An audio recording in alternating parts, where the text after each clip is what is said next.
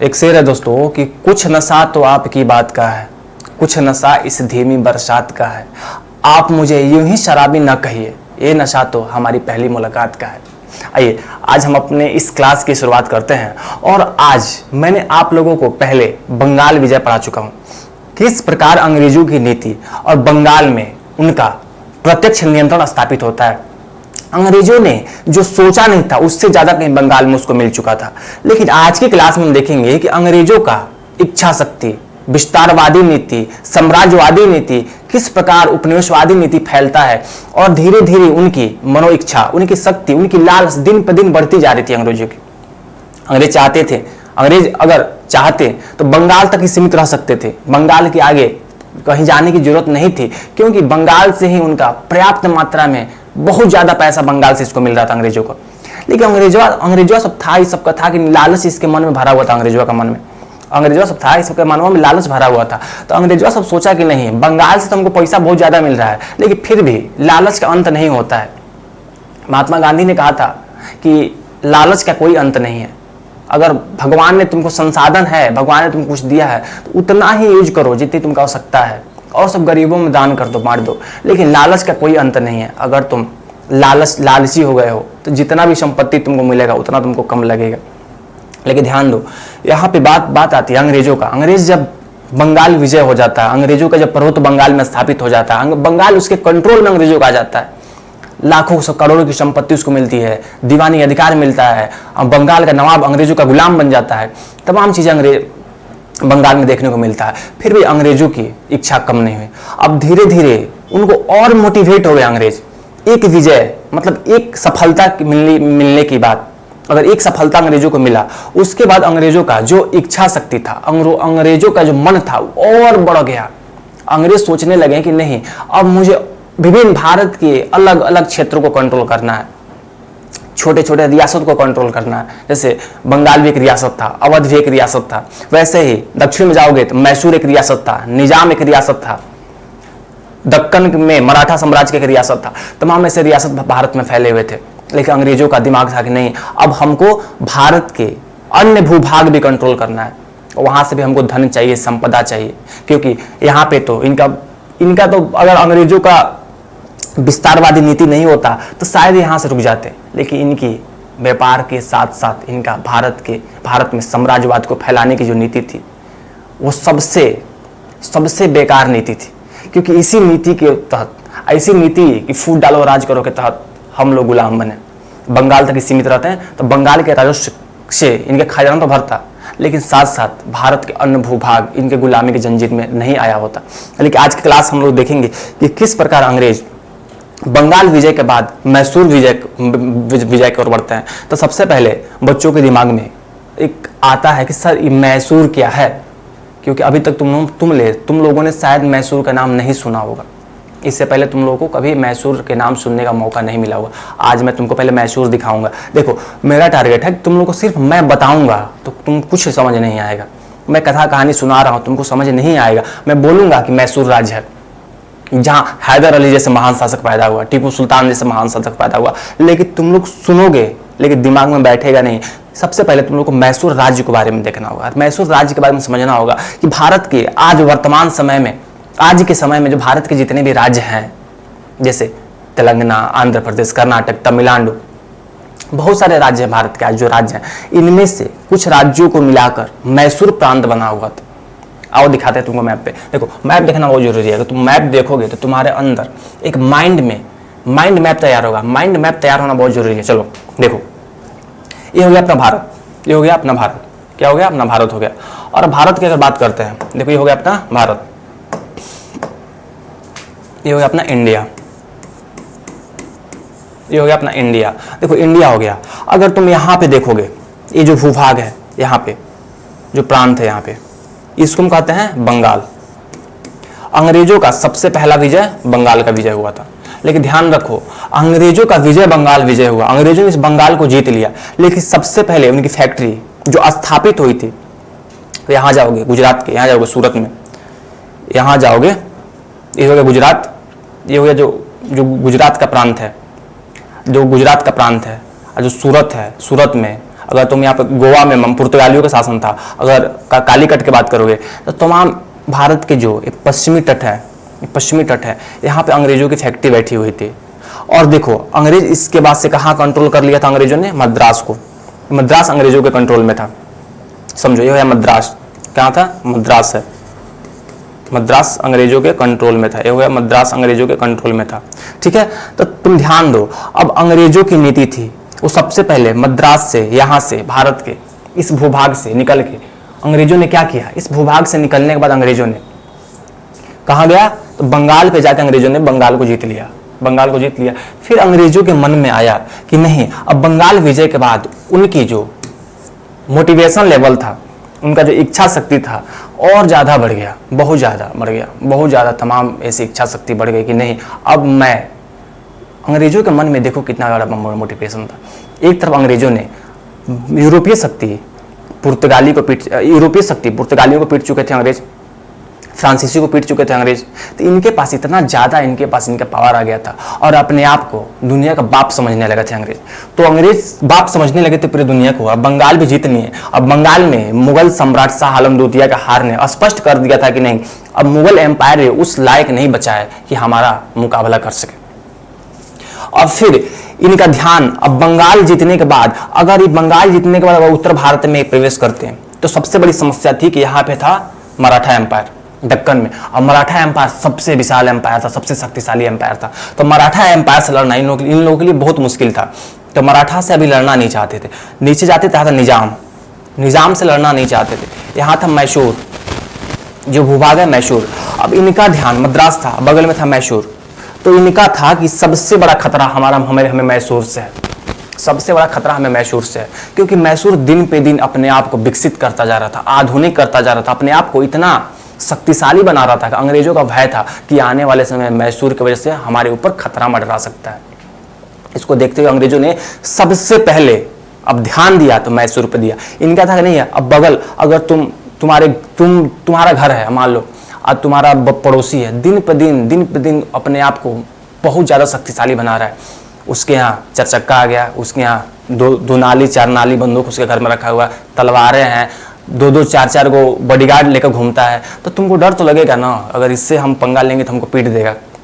अंग्रेजों को वही डर सता रहा था, क्योंकि दिन पे दिन बगल का पड़ोसी, मद्रास में इनकी फैक्ट्री थी, लेकिन बगल का पड़ोसी मैसूर दिन पर दिन अपने आप को इतना ज़्यादा विकसित कर रहा था, अपने आप को इतना ज़्यादा आधुनिक कर रहा था कि अंग्रेजों का बहुत ज़्यादा डर था। अंग्रेज सोच नहीं पा रहे थे कि इसको कैसे कंट्रोल करें। तो अंग्रेजों ने कूटनीति का प्रयोग किया। लेकिन तमाम चीज़ हम देखने से पहले हम सारी बातों को समझेंगे।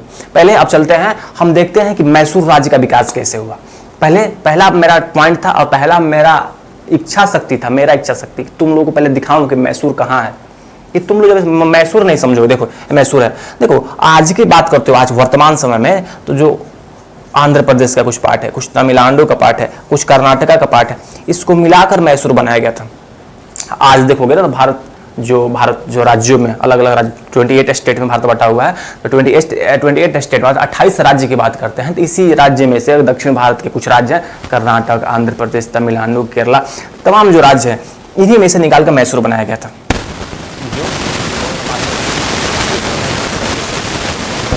तो 1750 के दशक की बात करते हैं, तो मैसूर राज्य की जो इस प्रकार मैसूर राज्य को हम समझ सकते हैं। अब आओ हम आते हैं अपने टॉपिक पे, आखिर मैसूर राज्य का उदय कैसे हुआ। मैसूर राज्य है, जो मैसूर राज्य है उसका उदय कैसे हुआ। क्या मैसूर राज्य पहले से ही इसी प्रकार शक्तिशाली हुआ करता था, या मैसूर राज्य का अस्तित्व कब आया। देखो दक्षिण भारत की बात करते हैं, तो दक्षिण भारत में अगर हम दक्षिण भारत की बात करते हैं तो दक्षिण भारत में एक राज्य हुआ करता था जिसको कहते हैं विजयनगर साम्राज्य। अब विजयनगर साम्राज्य की कहानी हम किसी और क्लास में पढ़ेंगे। आज तुमको बस मैं जहां तुमको हिंट मिलता है, जहां मुझे लगता है कि तुम लोगों को वहां से रेफर कर दो। तो विजयनगर साम्राज्य की अगर हम बात करते हैं तो विजयनगर साम्राज्य बहुत ही शक्तिशाली दक्षिण भारत का साम्राज्य। 2 साम्राज्य थे, बहमनी साम्राज्य, विजयनगर साम्राज्य। इसके बारे में हम अगली क्लास में कभी पढ़ेंगे, अभी अगली क्लास में नहीं तो, लेकिन फिर कभी हम पढ़ेंगे जब वैसा मौका मिलेगा। लेकिन आज हम मॉडर्न हिस्ट्री आधुनिक भारत पढ़ रहे हैं, तो आधुनिक भारत में उसकी जरूरत अभी है नहीं। आधुनिक भारत हमको समझना है कि किस प्रकार विजयनगर साम्राज्य था। तो विजयनगर साम्राज्य जब अपने पतन के कगार पे आया, तो विजयनगर साम्राज्य पतन के, दक्षिण भारत में साम्राज्य था विजयनगर, तो पतन के कगार पे आया, उसी के पतन से, उसके अवशेष से विभिन्न राज्य पैदा हुए। उसी में से एक राज्य था मैसूर। अब विभिन्न राज्य कैसे पैदा हुए? मान लो कि तुम्हारा भूभाग है, तुम्हारा घर है, और तुम 5 भाई हो, और तुम लोगों में जब तक तुम्हारे पिताजी हैं तब तक तुम 5 भाइयों में सहमति है, लेकिन तुम्हारे पिताजी के न रहने के बाद तुम 5 भाई की विचारधारा अलग हो जाती है, फिर तुम्हारा घर टूटने लगता है, बिखरने लगता है, फिर तुम 5 जगह अलग अलग घर बनवाते हो। वैसे ही जब तक विजयनगर साम्राज्य था, सबको बांध कर रखा हुआ था। एक राजा था, बहुत महान राजा हुआ, कृष्णदेव राय, विजयनगर साम्राज्य का। वैसे ही तब तुम समझो, तो जब तक विजयनगर साम्राज्य था तब तक किसी की हिम्मत नहीं थी कि वहाँ पे टांग अड़ा सके, लेकिन धीरे धीरे विजयनगर साम्राज्य का पतन हो गया। उसी में से एक राज्य निकला, उस राज्य का नाम है मैसूर। उस राज्य का नाम क्या है? मैसूर। मैसूर राज्य का उदय होता है, और मैसूर राज्य का जब उदय होता है तो सबसे पहले इस राज्य पे जिस शक्ति ने अपना आधिपत्य स्थापित किया, जिस शक्ति ने इसको कंट्रोल किया, वो था वोडेयार वंश। ध्यान रखना, जिन्होंने सबसे पहले कंट्रोल किया वो थे वोडेयार वंश। कौन से? मैसूर में वोडेयार वंश। अब समझो, तालीकोटा का युद्ध है। विजयनगर साम्राज्य के पतन की शुरुआत होता है तालीकोटा के युद्ध से। वो 1565 की बात है। देखो, 1565 की बात है, तालीकोटा का युद्ध होता है। उस युद्ध में विजयनगर साम्राज्य का जब विनाश होता है 1565 में, तालीकोटा के युद्ध में, 1565 में तालीकोटा के युद्ध में बाद विजयनगर साम्राज्य का जो पतन तेजी से हुआ, इसी पतन ने एक राज्य को प्रोत्साहित किया, वो था मैसूर। तुम लोगों को दिमाग में आना चाहिए कि मैसूर का उदय कब हुआ, और मैसूर में वोडेयार वंश का शासन चल रहा था। लेकिन वो आगे चलकर लगभग, मैं तुमको बात करता हूँ लगभग 18वीं शताब्दी में, 18वीं शताब्दी के मध्य में, अगर 1750 ईस्वी की हम बात करते हैं, तो उस टाइम लगभग 200-250 साल बाद वोडेयार वंश की स्थिति काफ़ी कमज़ोर हो चुकी। वोडेयार वंश के जो राजा था काफ़ी अयोग्य साबित हुआ, धीरे धीरे उनकी शक्ति काफ़ी कम हो गई थी। अब वोडेयार वंश को और उसके राजा को वोडेयार वंश चला पाना बहुत मुश्किल हो गया था। धीरे धीरे अंग्रेज़ों का प्रभाव बढ़ रहा था। वोडेयार वंश अंग्रेज़ों की नीति को समझ नहीं पा रहा था। धीरे धीरे ऐसी कहानियाँ चल रही थी कहाँ मैसूर में, और उसी वोडेयार वंश का एक सैनिक था, उसी वोडेयार वंश में एक सैनिक था, उसका नाम था हैदर अली। एक सैनिक था, सबसे पहले हैदर अली एक सैनिक के पद पर गया, सैनिक, सेना के पद में, सेना में एक सैनिक बना, और अपने आप को इतना योग्य था हैदर अली, एक सेना से साथ एक सूबेदार बना। सूबेदार, एक डिंडीगुल के बारे में बताऊंगा। डिंडीगुल एक प्रांत था इसी मैसूर में, उस प्रांत का इसको सूबेदार बनाया गया हैदर अली को। लेकिन अपनी योग्यता के दम पर 1761 ईस्वी में राजा से सत्ता को, मैसूर की सत्ता को अपने हाथ में ले लेता है, क्योंकि राजा योग्य नहीं था। उस समय की हम बात करते हैं तो वोडेयार वंश के जो राजा थे इतने योग्य नहीं थे कि अंग्रेजों की नीति को समझ पाए। मैसूर अब अंग्रेजों की चपेट में आ रहा था, क्योंकि अंग्रेज भी देख रहे थे कि मैसूर को कंट्रोल करना बहुत जरूरी है। इसको देखते हुए हैदर अली ने पूरे मैसूर को कंट्रोल अपने हाथ में लेता है। बहरहाल यहाँ देखो, दक्षिण भारत में अनेक क्षेत्रीय शक्तियां उभरी। मैसूर में वोडेयार वंश का प्रभाव बढ़ा। 18वीं शताब्दी में मैसूर की वास्तविक शक्ति धीरे धीरे वोडेयार शासकों के अधीन अधिकारियों के हाथों में जाने लगी। अधिकारी का मतलब है कि जैसे सूबेदार, जैसे हैदर अली उसका अधिकारी था, एक सेना प्रमुख था, सूबेदार था, लेकिन धीरे धीरे अब शक्ति हाथ से निकलने लगी। तालीकोटा का युद्ध कब हुआ? 1565। ये तुम्हारा बीपीएससी प्रीलिम्स में, पीटी में क्वेश्चन पूछ सकता है। ठीक है, अब आगे देखो। अब हैदर अली, जो हैदर अली था, बहुत ही महान शासक हो, बहुत ही महान। मान लो भारत का दक्षिण भारत की बात करते हैं, 2 महान शासकों के बारे में तुमको पता होना चाहिए। एक हैदर अली, इसका एक बेटा था, इसका नाम था टीपू सुल्तान। दोनों के बारे में तुमको पता होना चाहिए। बहुत ही महान शासक हुए। साधारण सैनिक था, साधारण सैनिक शक्ति था इसके पास। हैदर अली ने मैसूर की सेना में अपनी योग्यता के आधार पर प्रभाव बनाया था। पहले एक सेना में गया, फिर अपनी योग्यता के बल पर इस कहाँ गया? तो डिंडीगुल का फौजेदार का पद, डिंडीगुल एक प्रांत है, वहां का फौजेदार का पद, मैंने तुमको बताया था एक दीवान का पद होता है जो पैसे के हिसाब किताब रखता है, एक फौजेदार का पद होता है जो प्रशासन को मेंटेन करता है, प्रशासन को कैसे संभाले। तो फौजेदार के पद पे गया था, फौजेदार के पद पे गया था कौन? हैदर अली। और हैदर अली अपनी योग्यता के दम पर, जब हैदर अली को समझ आ गया कि हमारा राजा, मैसूर का राजा, वोडेयार वंश का राजा अब योग्य नहीं है, उससे वर्तमान की स्थिति, अंग्रेजों का प्रभाव, यूरोपीय व्यापारियों का प्रभाव, अब इसको संभालने में, हमारे राज्य को बचाने में सक्षम नहीं है, तो मैसूर को कंट्रोल ले लिया। राजा साहब को बोल दिया कि राजा साहब अब आप इस्तीफा दे दो, क्योंकि अब आपके बस की बात नहीं है। जाकर हैदर अली बोलता है कि अब तुम इस्तीफा दे दो राजा, तुम्हारे बस की बात नहीं है, अब मैं चलाऊंगा। क्योंकि सेना से सेनापति बन चुका था, सूबेदार बन चुका था, और सारे सूबेदार का प्रभाव मैसूर में फैला हुआ था। इसी को देखते हुए इसने सैन्य शक्ति और राजनीति की कौशल के कारण उसका प्रभाव लगातार बढ़ता जा रहा था। बहुत योग्य था। अगर सैन्य शक्ति की बात करते हैं, अगर उसकी राजनीतिक कूटनीति की बात करते हैं, बहुत योग्य था। लगभग 1761 तक हैदर अली ने मैसूर की वास्तविक सत्ता अपने हाथों में ले ली। डिंडीगुल का पहले इसको क्या बनाया गया था, सूबेदार बनाया गया था, फिर ये मैसूर की वास्तविक शक्ति अपने हाथों में ले लेता है। अब हैदर अली जब शक्ति लेता है अपने हाथ में, तो हैदर अली को सबसे बड़ा खतरा था अंग्रेजों से, कि हैदर अली अंग्रेजों का बढ़ता हुआ प्रभाव को हैदर अली समझ चुका था। हैदर अली को पता था कि अब अंग्रेजों का निशाना हमारे ऊपर है, और हैदर अली इतना बड़ा योग्य शासक था, उसको पता था कि हमारे आसपास की जो क्षेत्रीय शक्ति हैं, जैसे निजाम, जैसे मराठा, हो सकता है कि अंग्रेज इन लोगों से मिलकर हमारे ऊपर आक्रमण कर दे। इधर अंग्रेज भी अपने आप को और ज़्यादा बिल्ड कर रहे थे, और ज़्यादा मजबूत बना रहे थे, अपनी सेना को और ज़्यादा प्रशिक्षित कर रहे थे कि मैसूर राज्य पे आक्रमण करके मैसूर राज्य को कंट्रोल कर लिया जाए। एक तरफ हैदर अली जो अभी ताज़ा ताज़ा राजा बना है, ताज़ा ताज़ा 1761 की बात है, ताज़ा ताज़ा कंट्रोल लिया है मैसूर को, क्योंकि उसका आँख के सामने है अयोग्य राजा मैसूर को नहीं संभाल सकता।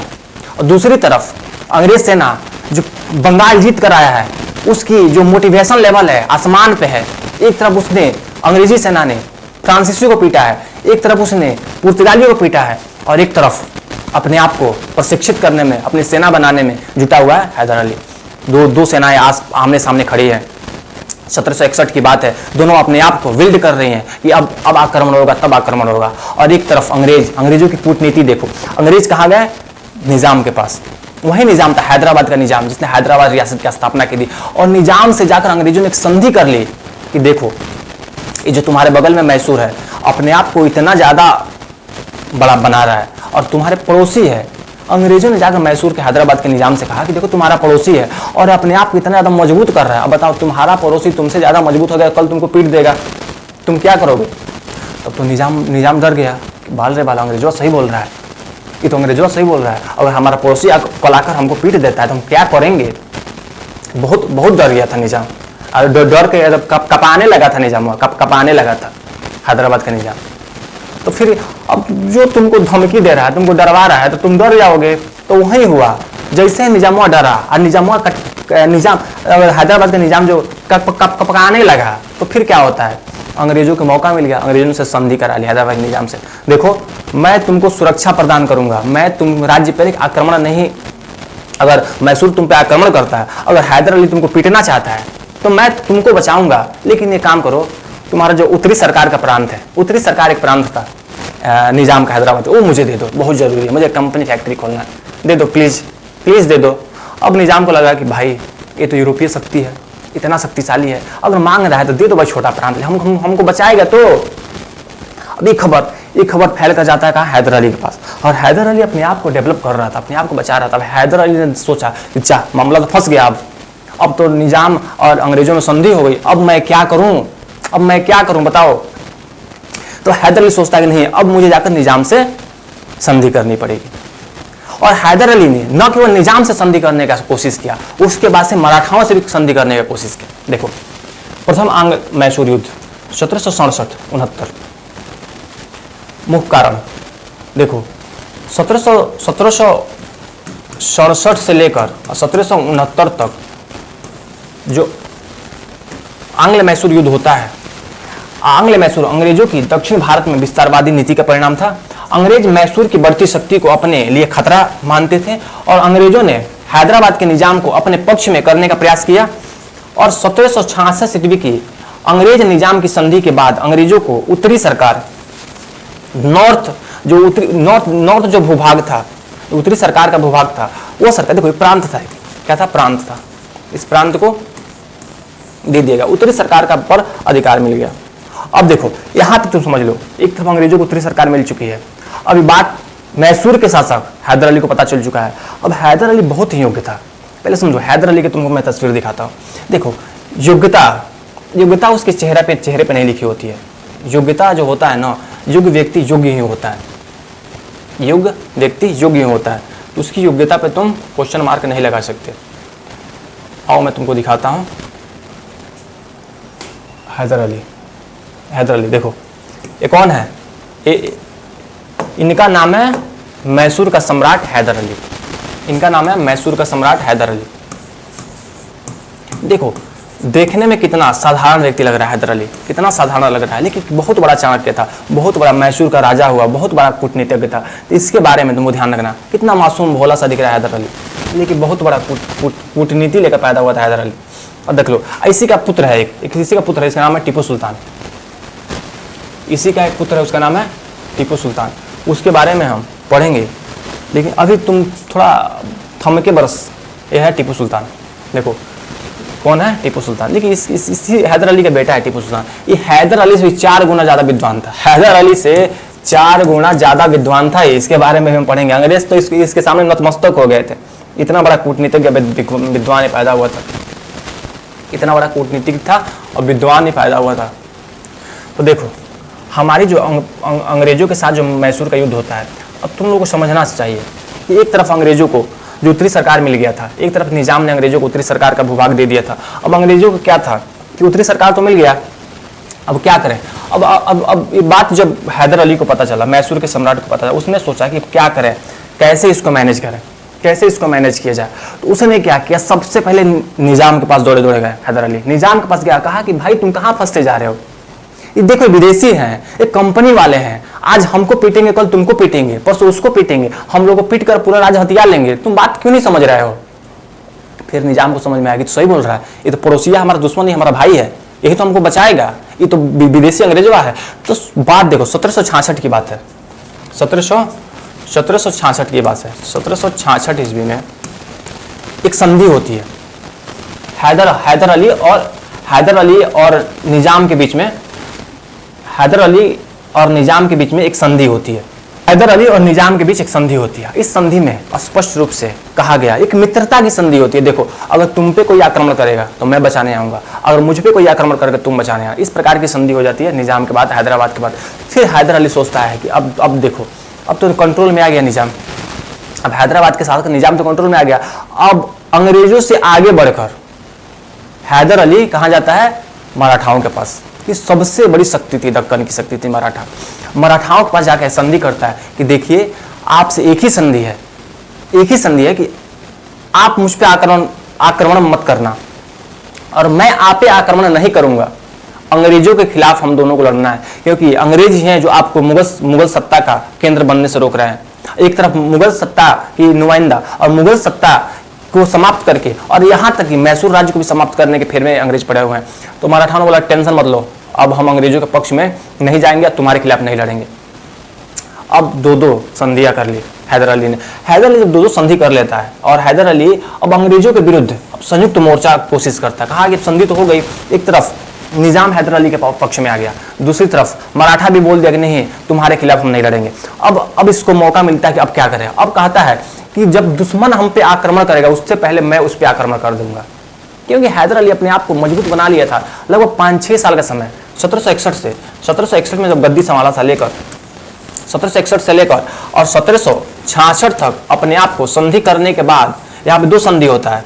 एक तो मराठा के साथ, यहाँ पे उसका 2 संधि होता है 1766 में, मराठा, दूसरा निजाम, 2 संधि होता है। मराठा निजाम के साथ संधि के बाद अब हैदर अली निश्चिंत था, अब मुझे कोई हरा नहीं सकता। हैदर अली ने अंग्रेजी भूभाग कर्नाटक पे आक्रमण कर दिया, क्योंकि कर्नाटक उस टाइम अंग्रेजों के संरक्षण में था। अब कर्नाटक पे आक्रमण करने के बाद एक युद्ध की शुरुआत होती है जिसको कहते हैं प्रथम आंग्ल मैसूर युद्ध।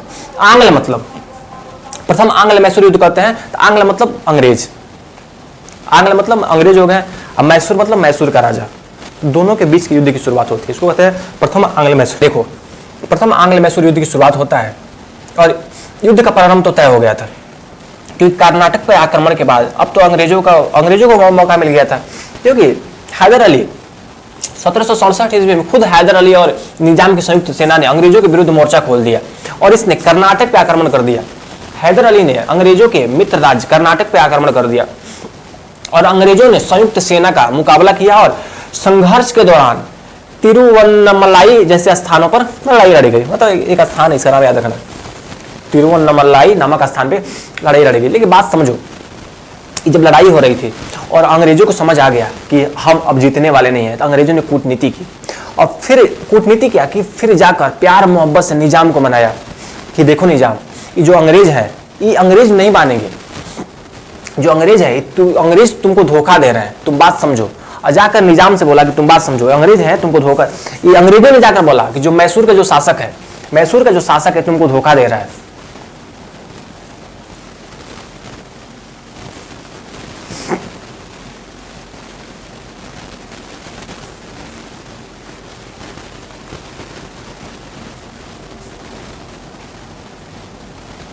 जो मैसूर का शासक है ये तुमको धोखा दे रहा है। अंग्रेजों को पता था कि निजाम को, जब तक हम निजाम को अपने पक्ष में नहीं लाएंगे युद्ध जीतना मुश्किल है। और अंग्रेजों ने चाल चली और जाकर हैदर अली को बिना बताए, हैदर अली को पता नहीं चल पाया और निजाम से जाकर गठबंधन कर लिया। फिर कब की बात है, 1768 ईस्वी में अंग्रेजों ने जाकर निजाम से एक संधि कर ली। निजाम से, वही निजाम था, निजाम धोखा दे दिया। किसको धोखा दे दिया? अपने प्यार को, अपने मोहब्बत को धोखा दे दिया। किसको? हैदर अली को, जो तुम पे इतना विश्वास किया था। हैदर अली इतना विश्वास करके तू युद्ध में लड़ा, अंग्रेजों को क्या उतरा कि नहीं अब लड़ाई होगी, और निजाम 20 युद्ध में धोखा दे दिया, बोल दिया बाय बाय। वही होता है प्यार मोहब्बत में, शुरुआत में तो लगता है कि नहीं तुम्हारे बिना मैं नहीं, अब मेरे बिना तुम नहीं, लेकिन कुछ समय बाद एक दूसरे को बोलता है बाय बाय, फिर ब्रेकअप। वही होता है। एक तो हैदर अली और निजाम के बीच में जब ब्रेकअप होता है तो हैदर अली का दिल टूट जाता है कि मेरा प्यार हमको छोड़ के जा रहा है, और वही हुआ। उसके बाद से हैदर अली ने अपने आप को फिर तैयार किया कि प्यार में धोखा, इसलिए हमने यूपीएससी को ठोका। ऐसा तुम सुने हो, तुम लोगों ने सुना होगा डायलॉग कि जब ब्रेकअप होता है तो लड़का यूपीएससी क्रैक करता है। वही यहाँ हुआ। जैसे हैदर अली ने, निजाम ने, हैदराबाद के निजाम ने हैदर अली से ब्रेकअप किया, वैसे हैदर अली थोड़ा टाइम के लिए डिमोटिवेट हुआ कि हमारा दोस्त, हमारा प्यार हमको धोखा दे दिया। लेकिन फिर हैदर अली करता क्या है, हैदर अली फिर गया, अपने आप को इतना तैयार किया, अपने आप को इतनी सेना को और मजबूत की। एक साल के अंदर 1769 में अंग्रेजों को धो डाला, अंग्रेजों को पीट डाला हैदर अली ने। इतना मार मारा अंग्रेजों को मारकर मद्रास तक खेद दिया, जो कर्नाटक था। कर्नाटक से युद्ध की शुरुआत हुई थी और वह कर्नाटक का मित्र राज था, तो कर्नाटक से खेद के, मैसूर तो छोड़ो, मराठा के मद्रास तक भेज दिया अंग्रेजों ने। चल अपने मद्रास में जा, मतलब मद्रास में उसकी अंग्रेजों की फैक्ट्री थी, वहां तक पीट के भगा दिया। अब इस प्रकार प्रथम आंग्ल मैसूर युद्ध में अंग्रेजों के पास कुछ बचा ही नहीं था। अंग्रेज क्या करते? अब अंग्रेजों ने दिमाग चलाया और हाथ जोड़ लिया कि मैसूर, हैदर अली साहब मुझे माफ कर दो, एक संधि कर लेते हैं। अंग्रेजों के पास कुछ बचा नहीं था, अब लास्ट मौका ही थे, संधि कर लो।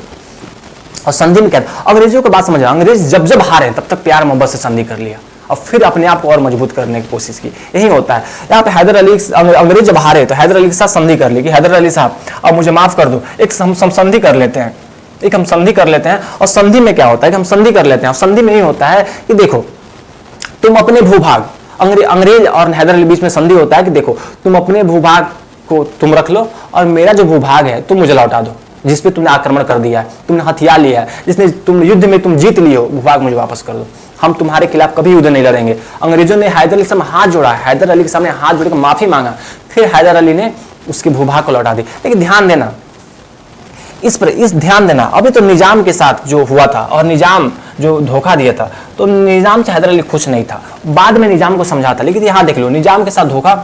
1759 ईस्वी में गठबंधन टूटा, हैदर अली का अंग्रेजों के विरुद्ध गठबंधन कमजोर हो गया, निजाम ने अंग्रेजों से समझौता कर लिया था और इससे हैदर अली को बड़ा राजनीतिक नुकसान हुआ और हैदर अली लगभग अकेले अंग्रेजों का सामना कर रहा था और निजाम अंग्रेजों से समझौता किया। हैदर अली, इतनी चीजें तुम लोग क्लियर है। और इसके बाद से जो संधि होती है उसको कहते हैं,